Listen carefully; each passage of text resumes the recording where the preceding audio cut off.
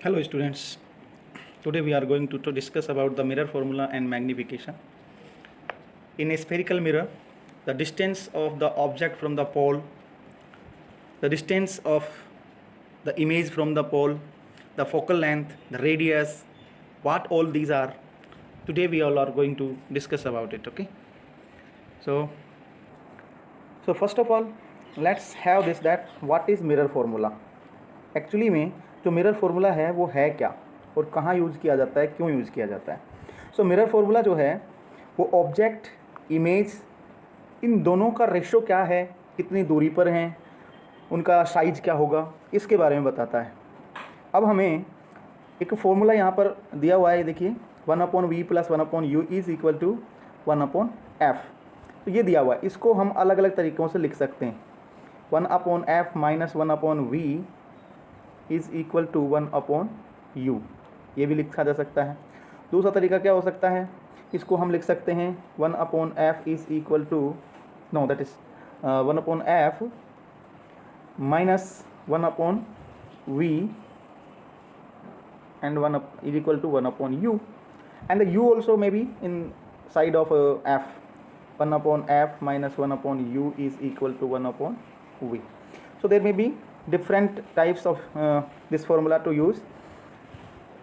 But यहाँ देखिए जो u क्या है, v क्या है, r और f क्या है, इसके बारे में बहुत ज़्यादा समझना है. कई बार देखो एग्जाम्पल जो होता है या इक्वेशन जो होता है उसमें हमें f ना देकर डायरेक्ट क्या दे देते हैं, वो देते हैं r.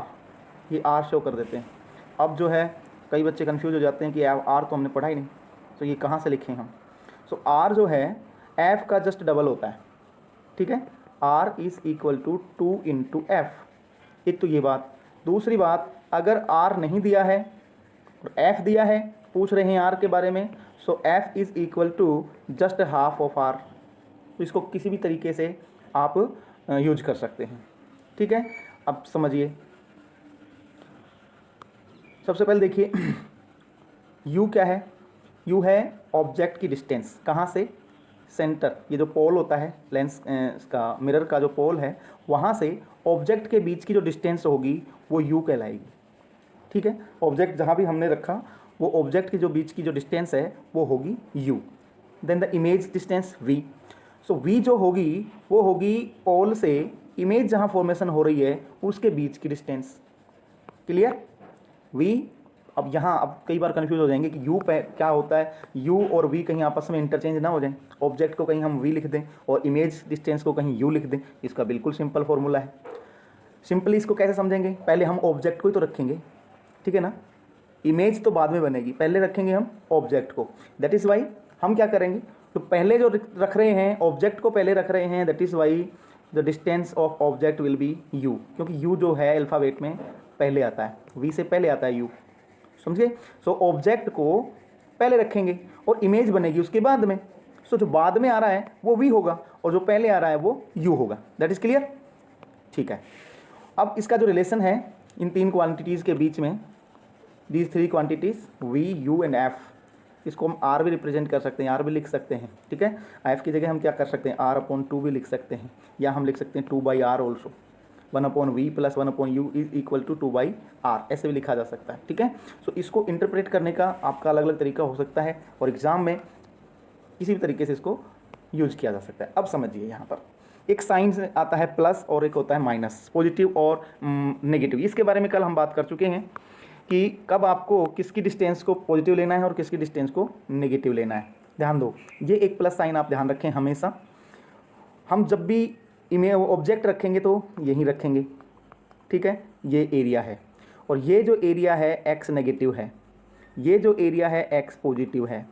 ठीक है, सो ये जो हाइट होगी, नहीं, ये जो डिस्टेंस होगी पोल से और ऑब्जेक्ट के बीच की जो डिस्टेंस होगी वो ऑलवेज कैसी होगी, कैसी होगी, नेगेटिव होगी. कैसी होगी, नेगेटिव होगी. ठीक है. अच्छा, अब रही बात इमेज की. इमेज फॉर्मेशन दो तरीके से हो सकता है. इमेज फॉर्मेशन या तो इस साइड में होगा या इस साइड में होगा. अगर इस साइड में हो रहा है तो वो रिवर्स होगा, इस साइड में हो रहा है तो वो रियल होगा और इरेक्ट होगा. ठीक है, तो अब अगर लेफ्ट साइड में आ रहा है, यहाँ पर वाई एक्सिस देखिए ये पॉजिटिव है और ये वाई एक्सिस कैसा होगा, नेगेटिव है. तो अगर इस साइड में आ रहा है वो, तो ये फिर से वही बात, ये नीचे की तरफ होगा तो नीचे कैसा है, नेगेटिव है, तो इसकी जो डिस्टेंस होगी उसको नेगेटिव लिया जाएगा। और अगर ये अपर साइड में है तो इसकी जो डिस्टेंस होगी वो कैसे ली जाएगी, पॉजिटिव ली जाएगी। इन द सेम वे इसकी हाइट के बारे में भी समझिए। हाइट अगर एक्स एक्सिस से अपर साइड में है तो ये कैसी होगी, पॉजिटिव होगी। कैसी होगी, पॉजिटिव। और अगर एक्स एक्सिस से ये डाउन साइड में है तो उसकी हाइट कैसी होगी, नेगेटिव होगी। क्लियर, कोई डाउट किसी को? चाहिए किसी भी साइड में हो, प्लस के किसी भी साइड, यानी कि यहाँ पे अगर हमारा मिरर है, अब ये यहाँ पे हो चाहे यहाँ पे हो, ठीक है, इमेज फॉर्मेशन जहाँ भी होगी अगर वो अपर साइड में है तो पॉजिटिव और डाउन साइड में है तो नेगेटिव काउंट करेंगे। ठीक है, चलिए इसके बाद देखते हैं। छोटा सा वीडियो है ये, ज़्यादा लंबा मैंने नहीं बनाया है ताकि आप इसको ज़्यादा अच्छे से समझ सकें। एक बार फिर से इनको देख लेते हैं। ये आपका है क्या, मिरर। मिरर पर रे ऑफ लाइट जो है वो इधर से इंसिडेंट होगी, तो जिस साइड से रे ऑफ लाइट इंसिडेंट हो रही है उस साइड से काउंटिंग करना है हमें। उसी साइड में, उसी डायरेक्शन में अगर काउंटिंग कर रहे हैं तब तो लेंगे उसको पॉजिटिव, और उसके अपोजिट जाकर काउंटिंग कर रहे हैं, उसको मेजरमेंट कर रहे हैं तो वो कैसे लेंगे हम, नेगेटिव। ये दूसरा तरीका है उसको प्लस माइनस का। अब आपको जोन सा अच्छा लगे उसको याद रख लेना। अगर हम ऑब्जेक्ट या इमेज के बीच की, ऑब्जेक्ट और इमेज की पोल से डिस्टेंस को मेजरमेंट कर रहे हैं तो हमें या तो प्लस साइन को, इसको ध्यान रखो, ये नेगेटिव, ये पॉजिटिव, ये पॉजिटिव, ये नेगेटिव, समझ रहे हो? या तो इसको ध्यान रखो। अदरवाइज आप क्या कर सकते हैं, दूसरा तरीका है, रे ऑफ जो लाइट है वो किधर से आ रही है, इस साइड से आ रही है, और कहाँ जा रही है, इस साइड में जा रही है। अगर हम मेज़रमेंट जो है यहाँ से, जो आपका मिरर है इसके इस साइड में ही कर रहे हैं measurement, then it will be positive. और अगर हम रिवर्स साइड में जा रहे हैं मेजरमेंट करने के लिए तो वो कैसा होगा, negative. In the same way अगर अपर साइड में जा रहे हैं तो पॉजिटिव होगा और डाउन साइड में जा रहे हैं तो नेगेटिव होगा। क्लियर? इसी चीज़ को मैंने दोबारा यहाँ पे बताया है। ठीक है, आगे देखते हैं। छोटा सा वीडियो है, ध्यान से देखें। अब आ जाते हैं मैग्नीफिकेशन पे। मैग्नीफिकेशन एक्चुअली होता क्या है? मैग्नीफिकेशन का मतलब ये है किसी चीज़ को कितना हम जूम कर पा रहे हैं, उसको कितना मैग्नीफाई कर रहे हैं, कितना बड़ा करके दिखा पा रहे हैं। तो ये जो मिरर होगा किसी ऑब्जेक्ट को कितना बड़ा करके दिखाएगा उसको। सो जो इमेज होगी और जो ऑब्जेक्ट है होगा उनकी साइज़ में डिफरेंस तो होगा ही। तो जो साइज़ में जो डिफरेंस है उसका रेशो क्या है, दैट इज़ कॉल्ड मैग्नीफिकेशन। समझ गए? जो इमेज, जो आपका इमेज है और जो आपका ऑब्जेक्ट है, इन दोनों के साइज़ में, इन दोनों की हाइट में जो एक रेशो बनेगा, जो डिफरेंस होगा या जो उनका एक आपस में कनेक्शन होगा, रिलेशन होगा, वही क्या कहलाएगा आपका मैग्नीफिकेशन। कितना बड़ा करके दिखा रहा है या कितना छोटा इमेज को करके दिखा रहा है, कौन? मिरर। तो वही उसका क्या कहलाएगा, मैग्नीफिकेशन। मैग्नीफाई लेंस आता है ना, बड़ा करके दिखाने वाला। चलिए अब यहाँ ध्यान दो, मैग्नीफाई, इसका फर्स्ट लेटर लेते हैं, स्मॉल में इसको लिखते हैं। अब अपर साइड में फिर से ध्यान रखना, यहाँ उल्टा है, इमेज को पहले लिखेंगे हाइट और ऑब्जेक्ट की हाइट को नीचे लिखेंगे। क्यों रहे नीचे क्यों लिख रहे हैं? क्योंकि जो रेशो हम बनाना चाह रहे हैं वो ऑब्जेक्ट की हाइट पे डिपेंड करेगा, ठीक है, ना कि इमेज की हाइट के डिपेंड पे। यहाँ जो चेंजेबल चीज़ें हैं, वेरिएबल जो क्वांटिटी है वो है इमेज की लेंथ या हाइट। ऑब्जेक्ट की जो लेंथ या हाइट है वो तो सेम है, जैसा हम ऑब्जेक्ट लेंगे वो फिक्स है उसकी।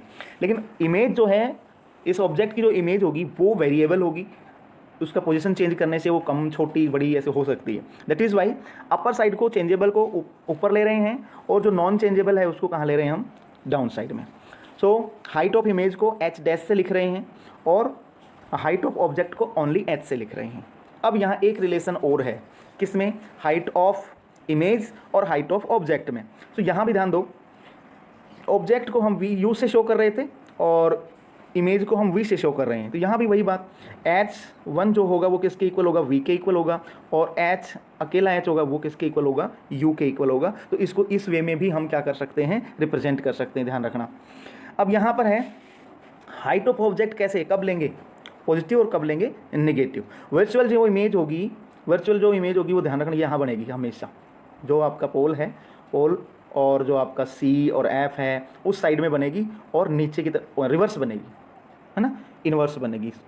और जो आपकी रियल इमेज है, रियल इमेज कहाँ बनेगी, सीधी बनेगी, है ना, ऐसी बनेगी सीधी इमेज। जहाँ पर रियली में अगर रे ऑफ लाइन जो हैं आपस में इंटरसेक्ट कर रही हैं तो वो रियल इमेज बन रही है। ठीक है, ये भी इमेज रियली होगी, इस तरह से बन रही है। तो समझ गए। सो पॉजिटिव और नेगेटिव इसके लिए हाइट जो होगी वो कैसे ली जाएगी उसको ध्यान दो।